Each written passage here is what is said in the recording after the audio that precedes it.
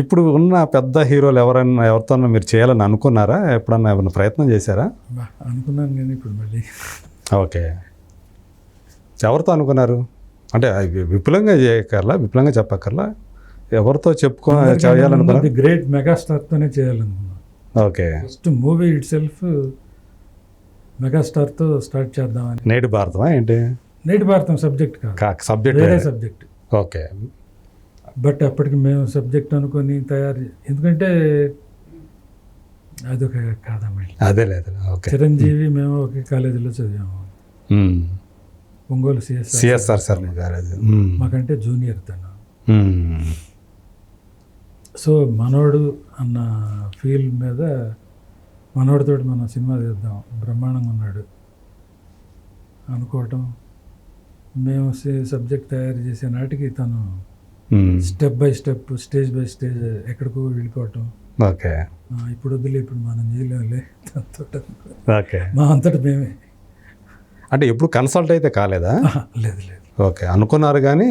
అనుకున్నా. సో ఆయన కన్సల్ట్ కావటం అంటే అదే మా ఫంక్షన్కి రండి, మా ఇలాంటి ఏయో అంతవరకు. సినిమా పరంగా ఎప్పుడు సినిమాలు చేయమని మేము ఎప్పుడు అడగలేదు అసలు.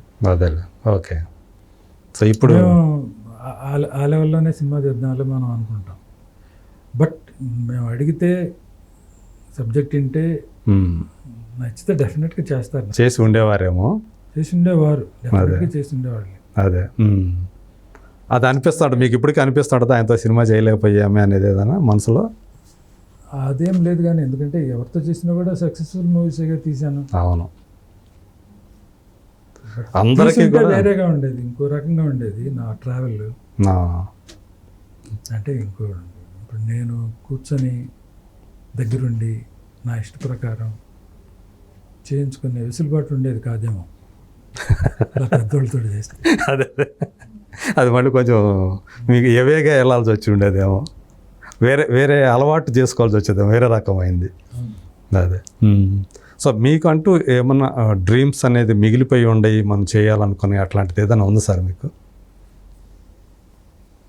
చేయాలనుకొని అంటే ఈ మెగాస్టార్ది పక్కన పెట్టేస్తే అసలు ఏదన్నా జీవితంలో టి కృష్ణ గారు తర్వాత ఒక వాక్యూమ్ లాగా వచ్చింది అనుకుంటాను నాకు తెలిసి మీకు సంబంధించి.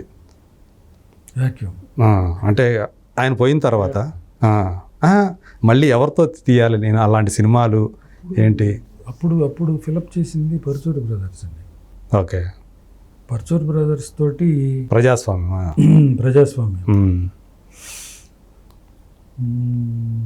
ప్రజాస్వామ్యం అనే పాయింట్ చెప్పారు కృష్ణకి.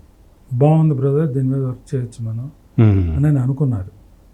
అంతలోకి తనకి జబ్బు పట్టడం, జబ్బుతో ఫారిన్ కూడా వెళ్ళాల్సి రావటం. ఫారిన్ వెళ్తూ బాబురావు ఇట్లా అనుకున్నాం, గోపాలకృష్ణ దగ్గర కూర్చో, నువ్వు డిస్కస్ చేయండి, నేను వచ్చిన తర్వాత ఫైనలైజ్ చేద్దాం, గోపాలకృష్ణ కలుస్తూ ఉండు అని చెప్పి నేను వెళ్ళాడుతాను.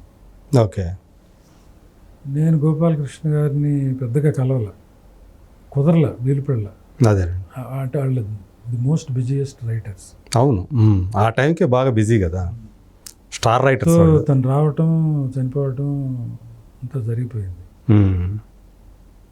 సో ఇట్లా మీలాంటి జర్నలిస్ట్ ఒకళ్ళు పరుచూరు గోపాలకృష్ణ ఇంటర్వ్యూ చేస్తూ అడిగారు, ఓకే మీలాగే కొంచెం ఆ లెఫ్ట్ ఓరియంటెడ్ థాట్స్ ఉన్న గ్రేట్ డైరెక్టర్ అండి, మరి కృష్ణ గారితో మీరు ఎందుకు చేయలేకపోయారు అని ఎవరో ఏదో క్వశ్చన్ వేసినట్టున్నారు. అప్పట్లో జ్యోతి చిత్ర అని ఉండేది. అవును, ఆంధ్రజ్యోతి వాళ్ళది. అంటే తను చెప్పింది ఏంటంటే, ఇట్లా అనుకున్నాము, పాయింట్ అనుకున్నాము, దాని తర్వాత కలవలేకపోయాము, దూరం అయిపోయాడు. ఏది ఏమైనా ఈ ప్రజాస్వామ్యం అనే ఎలిమెంట్ మాత్రం ఆగదు, అది ఈ తరం పిక్చర్స్లోనే తీస్తాము, ఈ విషయమే నేను బాబురావు గారితో మాట్లాడతాను అని చెప్పని తను స్టేట్మెంట్ ఇచ్చాడు. మీతో మాట్లాడక ముందే పత్రికలలో మాట్లాడాడు అన్నమాట. ఓకే, పోకూరు బాబురావు నిర్మాతగా ఈ సినిమా చేస్తాము అని చెప్పని తనే వాలంటరీగా ఇచ్చాడు. అది నాకు పెద్ద మోరల్ సపోర్ట్. ఓకే, అప్పటికి పూర్తిగా డిప్రెస్ అయిపోయాను. నాకు ఇంకేం లేదు, నేను కృష్ణ అనే టి కృష్ణ అనే మహావృక్షం నీడలో పెరిగిన వాడిని, నేను ఆ నీడే పోయింది, పోయిన తర్వాత నేనేం చేస్తాను అని. దానికి తోడు ఫ్రెండ్స్ కూడా సరదాగా అరే ఇంకా ఎందుకురా వెనక్కి వచ్చేసాక అని గేల్ చేసినట్టు అంటాం. ఓకే. ఇక ఒంగోలు వెళ్ళిపోదాం అని చెప్పి వెళ్ళిపోయా ఒంగోలు.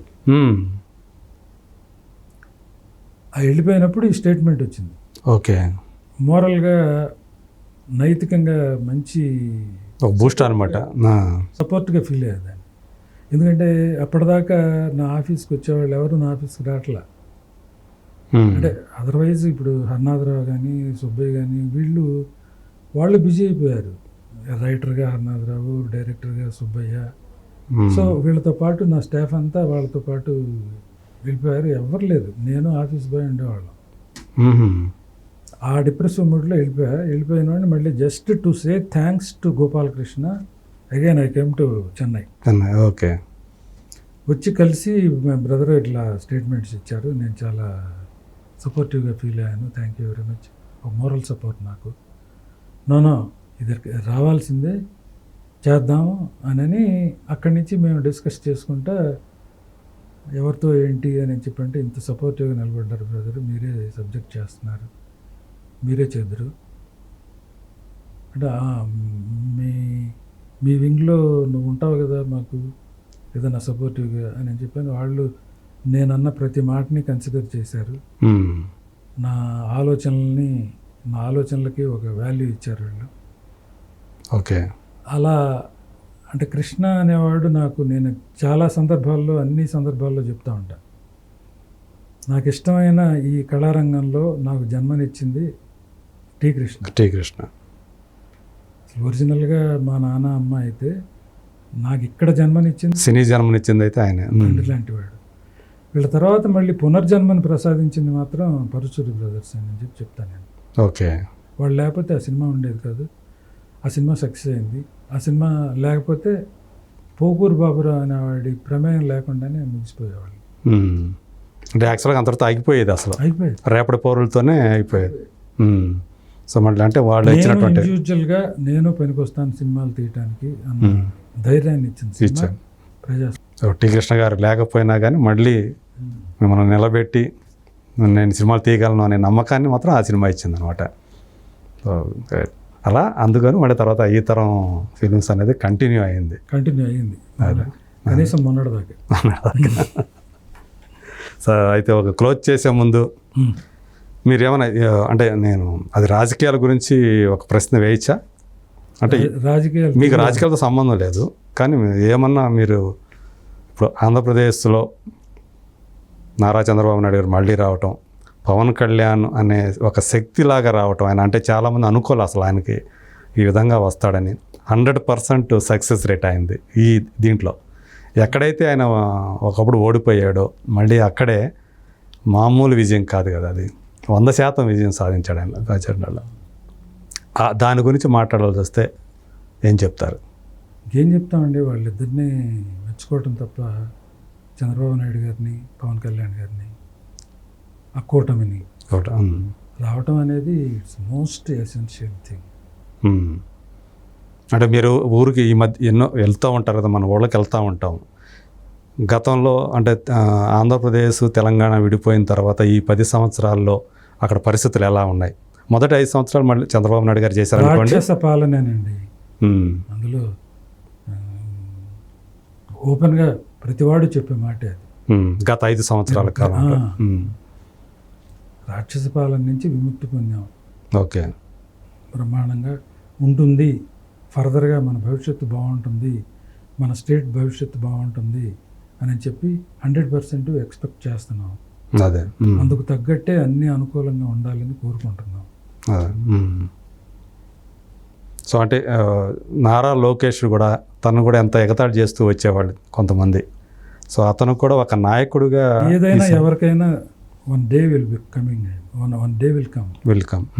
వాళ్ళు ప్రూవ్ చేసుకునే రోజు ఉంటుంది, ప్రూవ్ చేసుకునే రోజు వస్తుంది అని నమ్మారు. ఆ నమ్మకం ప్రకారమే ముందుకు సాగిపోయారు. ఆ సాగిపోయి ఏమైతే అనుకున్నారో దాన్ని ఛేదించారు. ఇక్కడి నుంచి ఆంధ్రప్రదేశ్ భవిష్యత్తు ఏమైనా ఉజ్వలంగా ఉండే అవకాశం ఉందా? దానికి రూట్ అనేది ఏర్పడే అవకాశం ఉందా? అంటే టైం పట్టుద్ది, ఇప్పుడు టైం అండి, చాలా కష్టమైన ప్రక్రియ ఇది. అవును. అవన్నీ సరి చేసుకుంటా రావాలంటే బోల్డెన్ డబ్బులు కావాలి. ఆ, ఈ డబ్బులు కావాలంటే ఎక్కడి నుంచి వస్తాయి ఏంటి? సెంట్రల్లో మోడీ గారు ఏమన్నా కరుణిస్తే అవును. అంటే నేను ఉదారంగా కనుకుంటే కొంత. అవును, ఈరోజు ఉదయమే మాట్లాడుతూ ఆయన అసలు మన రాష్ట్రానికి ఎన్ని అప్పులు ఉండవు ఇప్పుడు దాకా నాకే తెలియదని కూడా మాట్లాడారు. ఈరోజు పెన్షన్లు ఆయన ప్రారంభించారు కదా, ఆ ప్రారంభించినప్పుడు ఆయన అన్నారనమాట చంద్రబాబు గారు, ఎన్ని అప్పులు ఉన్నాయి అనేది ఇంకా నాకే తెలియదు కదా మరి. అమ్మో ఏంటండి అసలు ఎక్కడోళ్ళు అక్కడ అసలు భయపడి మామూలుగా జరగలా. పోలింగ్ మామూలుగా జరగలేదు. And at the same time result కూడా ఒక చరిత్రేగా. అవును, 164 సీట్లు వచ్చినాయి అని చెప్పి, కూటమికి ప్రతిపక్ష హోదా కూడా దక్కలేదు అని చెప్పంటే సామాన్యమైన విషయం కాదు కదా. అవును, అంటే ప్రజల్లో ఆ గూడు కట్టుకొని ఉంది. అంతేగా, ఎవడి పాటికి వాడు. ఎక్కడెక్కడి నుంచి వచ్చారు? మీకు తెలిసిన వాళ్ళు కూడా వచ్చి ఉంటారు ఎక్కడెక్కడి నుంచో పోయి మరి మనం ఓటు వేయాలి ఈసారి. వచ్చారు 11 మంది వచ్చారు నాకు తెలిసిన వాళ్ళు. వేరే దేశాల్లో ఉన్నాళ్ళ, వేరే దేశాల్లో ఉన్నాడు. ఓకే. సో అంత ఒక రకమైన ఒకరు చెప్పాలంటే కసి కూడా వచ్చింది. ఎట్లయినా సరే మళ్ళీ మార్చుకోవాలి మనం, లేకపోతే మన స్టేట్ ఇదైపోతుంది అనే ఒక అభిప్రాయానికి వచ్చే వీళ్ళందరూ కూడా రావటం. ఇంకా ఆ రోజు చూస్తే మన హైదరాబాద్ కూడా ఖాళీ అయిపోయింది కదా.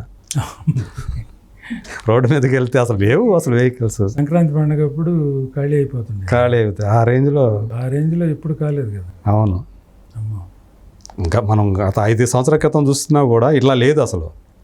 ఈసారి మాత్రం అలా ఖాళీ అయిపోయింది ఈ ఎన్నికలకు మాత్రం. అదే అంటే ఆ ప్రజల్లో గుడి కట్టుకున్న ఏదైతే ఉందో అది అట్లా బయటకు వచ్చింది ఆ రోజు విస్ఫోటనం. ఆ విస్ఫోటనం ఫలితం కూటమి విజయం. Right sir, thank you so much. మనం యజ్ఞం నుంచి చాలా విషయాలు. యజ్ఞమూర్తి గారు యజ్ఞంతో స్టార్ట్ చేసి ఎక్కడికో వెళ్ళిపోయి చిట్ట చివరికి పాలిటిక్స్లో కూడా ఏదో మాట అనిపించారు నా చేత. ఎందుకంటే మళ్ళీ మీరు ఎప్పుడు దొరుకుతారో తెలియదు, టైం ఇస్తారో లేదో తెలియదు. ఉన్నంతలో మేము కూడా సద్వినియోగం చేసుకోవాలనే ఉద్దేశం ఇంతసేపు మిమ్మల్ని కూర్చోబెట్టాం. అందుకు మీకు ధన్యవాదాలు సార్. ముందర ఎందుకంటే నేనేదో ఒక అరగంట అనుకున్నాను, అరగంట కూర్చుంటారేమని.